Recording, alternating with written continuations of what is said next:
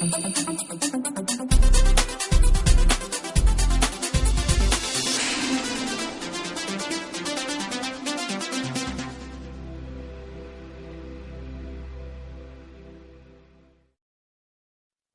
back. Over the centuries, engineering materials have had a profound influence on the world's great structures. Consider these two structures. At first glance, you might even think you're looking at two photos of the same tower, but nothing could be farther from the truth. On the left is the campanile, or bell tower, of the Piazza San Marco in Venice, Italy, constructed in several phases between the 9th and the 16th centuries. On the right is the Metlife Tower, one of New York City's earliest skyscrapers, built in 1909. And while the Metlife Tower's form was modeled on the Campanile in San Marco, the two structures couldn't be more different. The Campanile's impressive height, 323 feet, was achieved through the use of massive brick walls, over 12 feet thick. So thick, in fact, that they leave just a 12-foot square area of usable space inside the tower. The Metlife Tower, on the other hand, uses an innovative steel frame to achieve its record-breaking height of 700 feet while providing over 200,000 square feet of interior commercial floor space. The exterior walls of the Metlife Tower are just a thin limestone veneer. The difference between the Campanile of San Marco and the Metlife Tower can be summarized in one word: steel. The unique properties of steel enabled the Metlife Tower's great height and its efficient use of interior space. This is a typical example of the influence of materials on the form, function, and structure of a great building. In many respects, steel is an ideal engineering material. And so I'm starting today's lecture with this particular material because it serves very nicely as a benchmark for comparison with all of the other materials that we'll be talking about later in the lecture. And in comparison with those materials, iron, concrete, wood, stone, and brick, steel really is superior in terms of all three of those principal mechanical properties, strength, ductility, and stiffness, that I talked about last lecture. Let's use the stress-strain curve for a typical structural steel to review these properties. The most important mechanical property of any material is strength. It's the largest stress a material can withstand without failing. To be precise, the overall height of the stress-strain curve, as shown here, is called the ultimate strength. For this particular structural steel, the ultimate strength is about 65,000 pounds per square inch, significantly higher than the other materials we'll be comparing steel with shortly. And unlike these other materials, steel has roughly equal strengths in tension and compression, a really vitally important aspect of its performance as a structural material. Of course, many materials are stronger than steel, but none of these would be practical or economical as construction materials. Diamond, for example, is perhaps 50 times stronger than steel. We're not likely to see skyscrapers made of diamonds anytime soon. Next, ductility. It's the capability of a material to undergo large, plastic, that is, permanent deformations before fracturing. It's represented by the width of the stress-strain curve, that is, the strain at which fracture occurs. Ductility is a very good thing. Because a ductile material experiences large plastic deformations before it fails, it's able to absorb a tremendous amount of energy when it's overloaded, for example, in an earthquake. It also gives plenty of advanced warning when a failure is imminent, because those large plastic deformations are quite visible to occupants of the building. Structural steel is very ductile. As the stress-strain curve indicates, steel typically elongates over 25% beyond its original length before fracturing. Indeed, the world's most ductile material, gold, is really only a bit more ductile than steel. The opposite of ductility, by the way, is brittleness. Glass is a great example of a brittle material. And because brittle materials fail suddenly without warning, they really aren't very desirable as structural materials. Nonetheless, there are many important structural materials like stone, concrete, and cast iron that actually are quite brittle, particularly when they're loaded in tension. And that's why we usually see these materials carrying load in compression in columns and arches, for example. Stiffness, the third of our important material properties, is the material's capacity to resist elastic deformation, represented by the slope of the elastic portion of the stress-strain curve. The slope of a line is defined mathematically as the rise divided by the run. When we calculate this number for a stress-strain curve, we get an important material property called the modulus of elasticity. A stiff material has a high modulus of elasticity. We'll see some really important applications of this property when we discuss columns in Lecture 5. Stiffness is also a good thing. Stiffer materials deform less under a given load, and so they're particularly useful for structural applications where deformation is a concern. Skyscrapers, like the Metlife Tower, for example, are particularly susceptible to lateral sway caused by wind loads. Steel provides the stiffness necessary to control this sort of deformation. While steel exhibits the ideal qualities of strength, ductility, and stiffness, it's not an ideal material in all respects. In fact, steel has several important major limitations as a structural material. First, it's susceptible to corrosion, the long-term deterioration caused by the chemical reaction between iron and oxygen. You probably know this phenomenon as rusting. It also has very poor fire resistance. By the time steel reaches 900 degrees Fahrenheit, it will have lost about 30% of its tensile strength.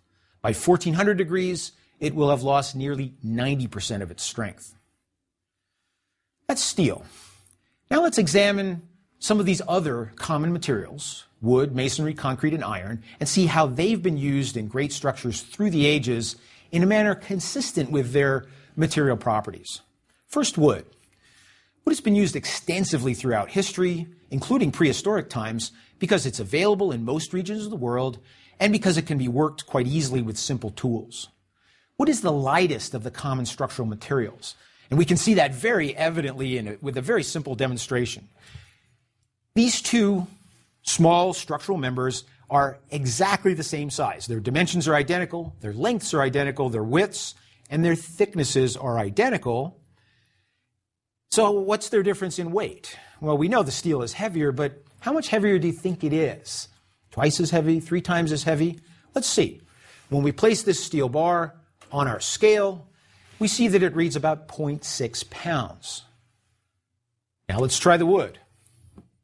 When I place the wood member, which is identical in size, on the same scale, look carefully, because what you'll see is the scale hardly registers any weight whatsoever. It's less than 1/10 of a pound, and therefore about 1/10 of the density of steel. Now, if we compare typical stress-strain curves for wood and steel, we see that a typical type of wood, oak, is only about 1/4 the strength of structural steel. And since it's only 1/10 the weight of steel, what we can see is that the strength-to-weight ratio, which is a very good measure of structural efficiency, is actually a lot higher than that of steel. And that certainly explains the fact that wood, while we think of it as a sort of a primitive structural material, is actually still very commonly used today. Wood is also much less stiff than steel, as you can see from the shallower slope of oak's stress-strain curve. We can also see it in a very simple demonstration using those same two elements that we just used as the basis for evaluating the weight and density of the material. If I now use each of these two elements as a beam, I can place them in position spanning between the two bricks. And if I place a load on each of these beams at midspan, watch carefully and you'll see that under the action of this load, the beam bends about 1/10 of an inch. That's a pretty good reflection of the stiffness of steel, its capacity for resisting elastic deformation. Now, if I do exactly the same test on the wooden member, which again, remember, has identical dimensions, we find that those flexural deformations, the bending deformations, are in excess of 2 inches, more than 20 times larger than the deformations that we saw in steel. So clearly there is a vast difference between the stiffness of these two materials as well. Now, as we're looking at these stress-strain curves, notice that for clarity, I've cut off most of the right-hand end of the steel stress-strain curve. Recall that the failure strain for steel is about 0.25, 25%. So if I ran the horizontal axis of this graph all the way out to 0.25, the curve for oak would be squashed so tightly against the left-hand side of the graph that you wouldn't even be able to see it. This tells us that wood is a relatively brittle material. Its failure strain is quite small in comparison. Steel is about 25 times more ductile. Like steel, wood has roughly equal strengths in tension and compression, a very desirable quality. And this, in fact, was unique among the materials that were available to ancient and medieval builders. Stone and brick masonry, as well as concrete, all have very low strength and tension, even though they have relatively high strength and compression. Recall that beams and trusses both require materials that are capable of carrying both tension and compression. And so virtually all of the long-span beams and trusses that we know of from the ancient and medieval worlds were made of wood. Here are some fine examples of early medieval wooden roof trusses spanning the nave of this beautiful little Romanesque basilica in Florence, Italy, San Miniato al Monte. We'll be looking more closely at this incredible structure in a later lecture. Another important attribute of wood is its natural beauty, which accounts for its continued use in modern buildings like St. Maximilian Kolb Church in Westlake, California, shown here. Wood also has several disadvantages as an engineering material. In addition to its brittleness and low stiffness, which we've already seen, wood is also subject to rot. It's highly flammable, and because it's a natural material, its mechanical properties are much more variable than, say, iron or steel. We've all seen knot holes in wood, and a knot hole represents a point of weakness. That's a significant challenge for structural designers trying to plan for the use of material in engineered systems. Wood is also subject to an interesting phenomenon called creep. It's a tendency to experience long-term increases in deformation, even under a constant level of load.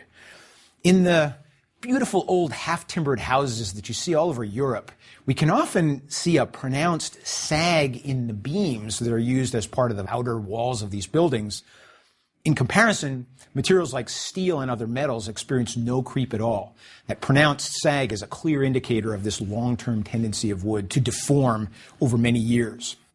And finally, it's important to remember that wood is an exhaustible natural resource. Back in the ancient world, timber was in very high demand for shipbuilding and construction and heating and charcoal, which was used for smelting metals.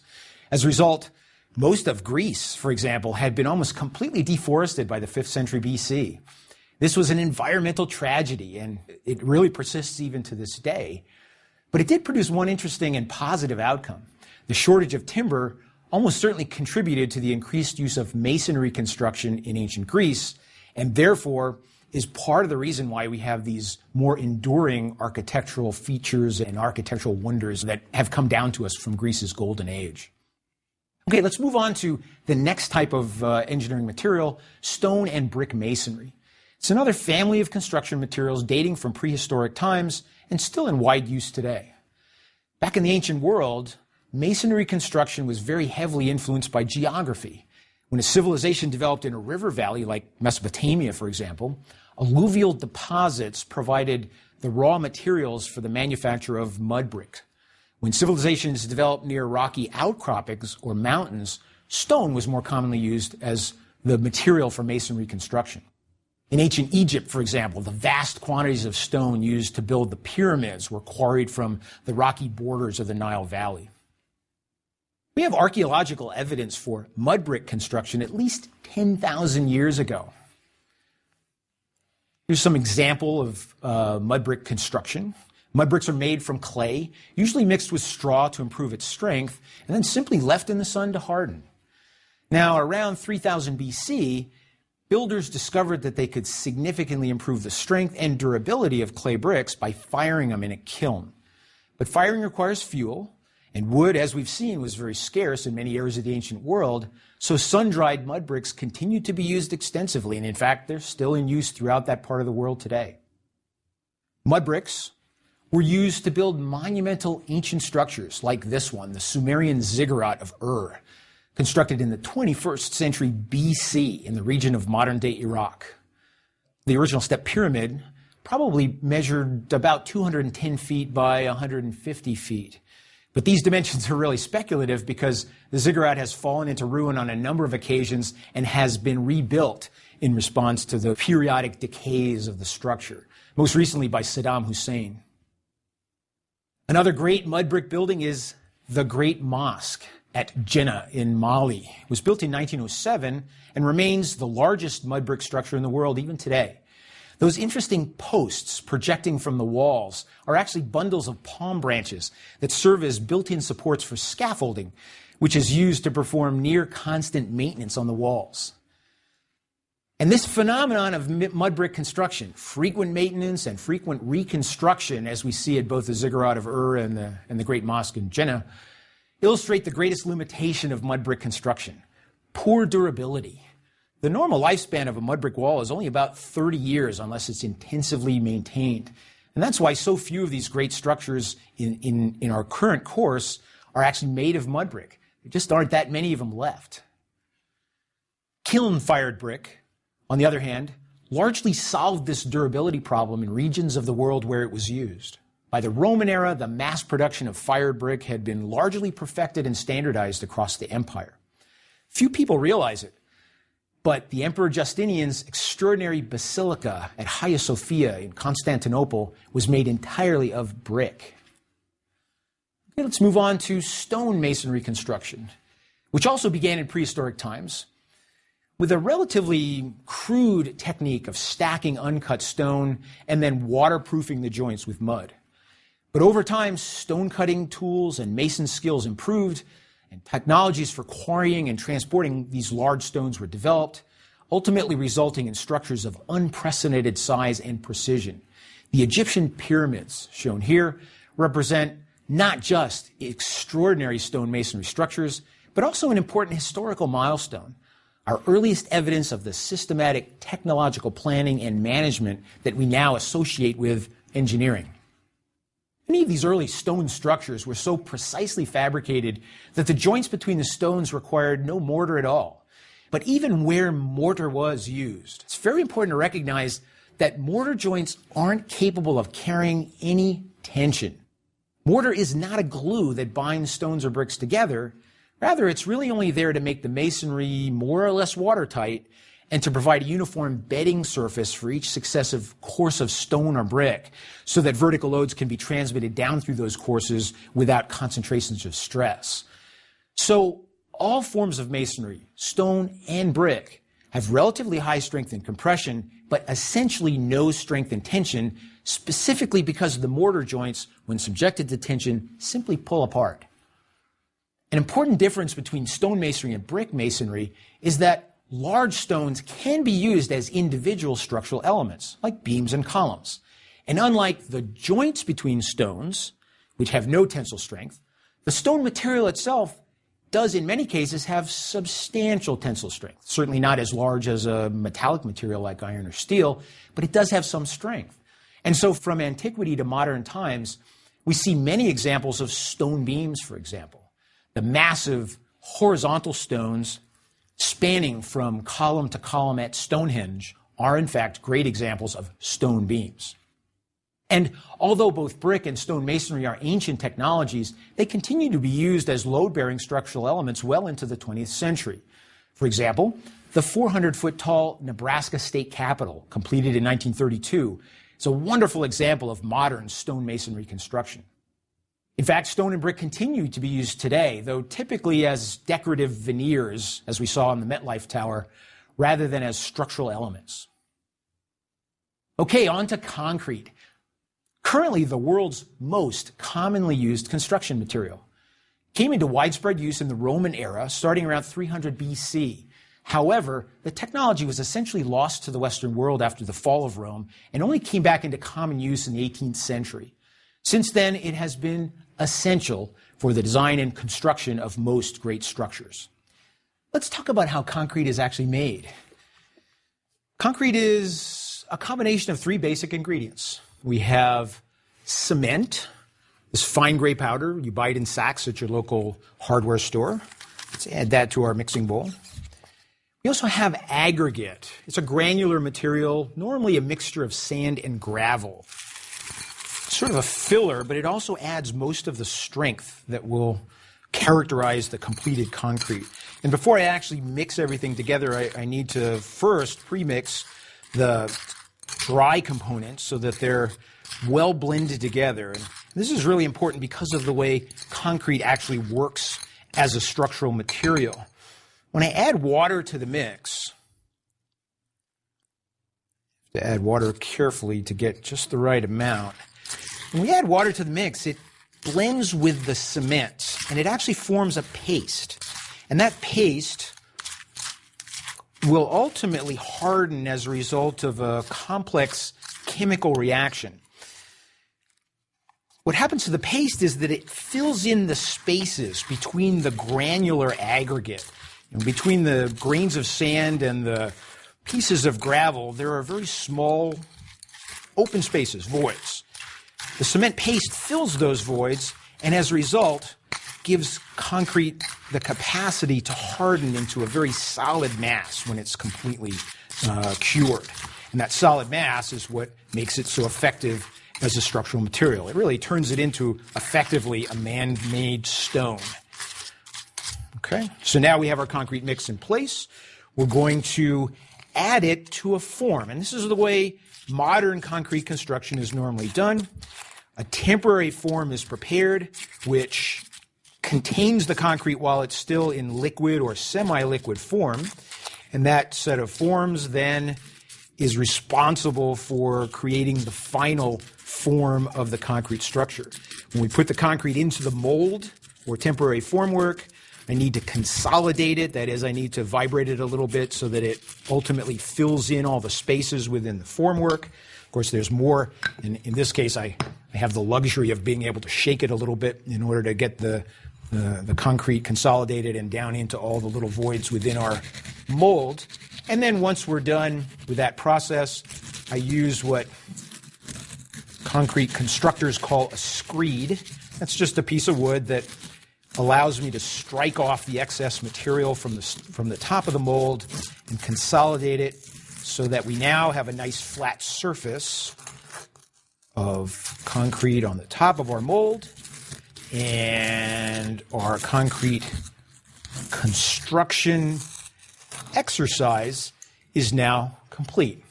Now, concrete sets up in a few hours, but it actually takes several weeks to reach its full strength.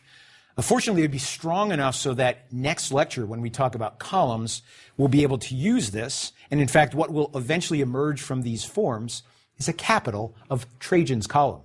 Stay tuned and see how it turns out. In ancient Roman concrete, the cement was a mixture of lime and a volcanic ash called pozzolana, named after the village of Pozzuoli near Mount Vesuvius, where the material was first obtained. Pozzolana produced a very strong, durable concrete that was even capable of hardening underwater. The aggregates typically were rubble, stone, broken bricks, or pieces of clay tile.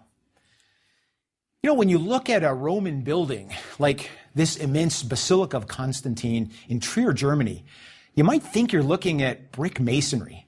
In fact, you're looking at a particularly ingenious form of concrete.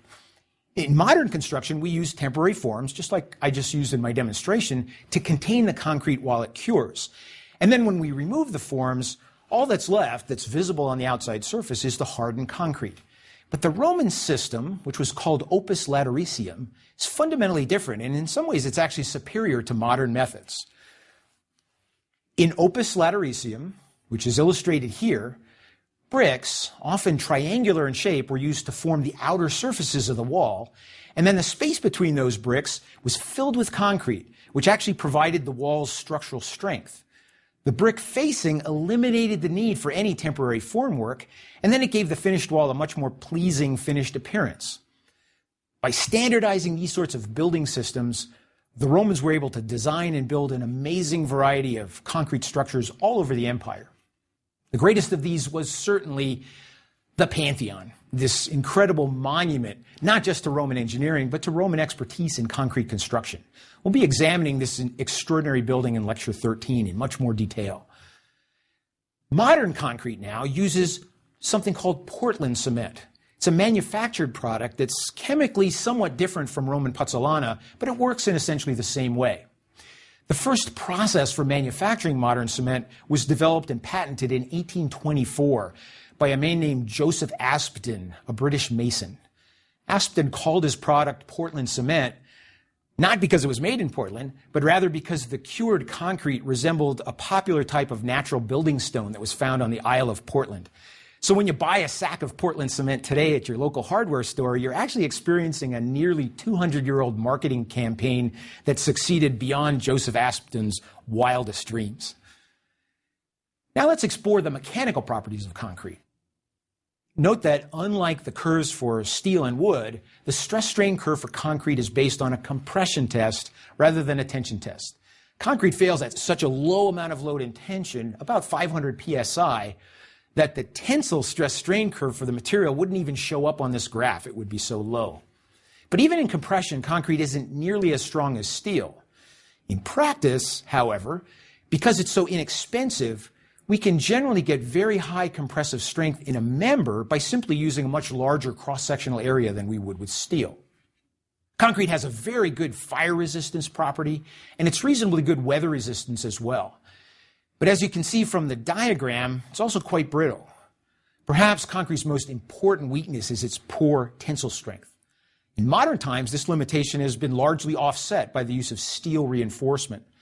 To give you some sense of the benefit gained from steel, a typical reinforced concrete beam is more than 10 times stronger in flexure than an unreinforced concrete beam with the same dimensions, and its ductility is more than 50 times greater. Reinforced concrete is so fundamentally different from plain concrete that it's really best to think of reinforced concrete as a different engineering material entirely. Its development is a fascinating story, but understanding it actually requires a few more engineering mechanics concepts that we haven't covered yet, so we'll discuss modern reinforced concrete structures later on in the course. Without question, concrete's greatest advantage over other construction materials is its versatility of form. From the ancient dome of the Pantheon to the concrete spiral of Frank Lloyd Wright's Guggenheim Museum in New York City, concrete allows us to create structures of virtually any shape. As my friend Rick the Concrete Guy says, if you can build the formwork, I can fill it with concrete. On to iron. Iron has been produced by human civilizations for roughly 4,000 years. As a structural material, it's used in two different forms, wrought iron and cast iron. What's the difference? In general terms, wrought iron is made by heating iron ore in a furnace until it's extremely hot, but not hot enough to melt. This process is called smelting, and it produces a lump of hot iron called a bloom, which is then beaten with a hammer or flattened with heavy rollers to remove impurities and increase ductility. The earliest form of wrought iron was probably produced by the ancient Hittites in the 2nd millennium BC.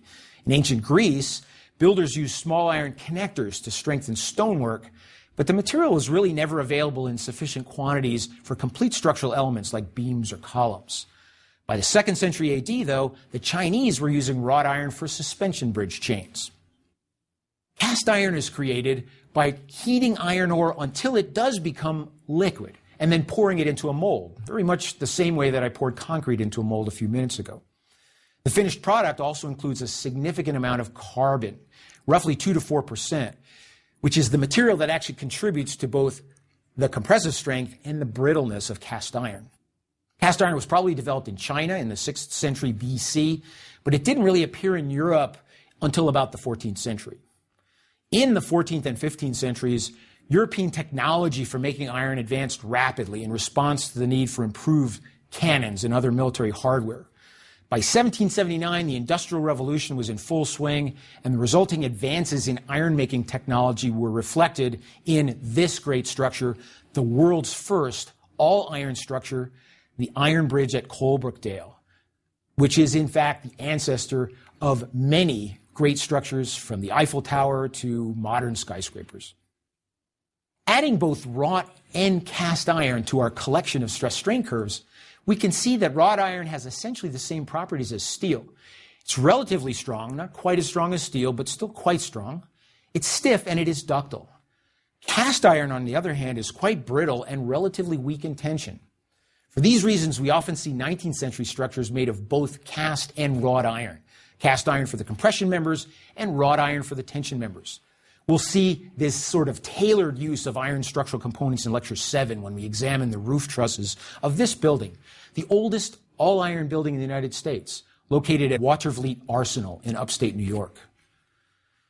Iron reigns supreme as a structural material until 1856, when the development of the Bessemer process made the mass production of high-quality steel possible. Steel is an alloy, a mixture of iron and carbon plus small amounts of other elements like manganese and chromium.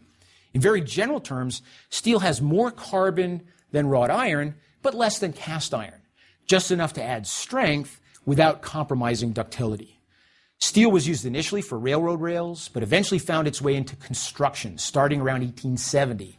And when James Eads decided to use steel for the monumental arches of his bridge over the Mississippi River in 1874, it was considered to be a very risky decision. We've come a long way since then, and today steel is the material of choice for the world's longest bridges.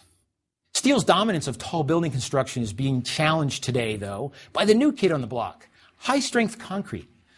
In 1998, the concrete Petronas Towers in Kuala Lumpur, Malaysia, surpassed the steel Sears Tower in Chicago to become the world's tallest building, the very first time ever for a concrete structure. Yet this structure still depends heavily on steel reinforcement for its load-carrying capacity. This interplay between steel and concrete exemplifies the critically important role that materials play in the engineering design process. Engineering materials will be with us for every remaining lecture in this course. Next lecture, we'll resume our exploration of the 6 basic types of structural elements with the column. And when we do, we'll see that the material properties of strength and stiffness have a profound influence over this structural member's performance as well. Until then, thank you.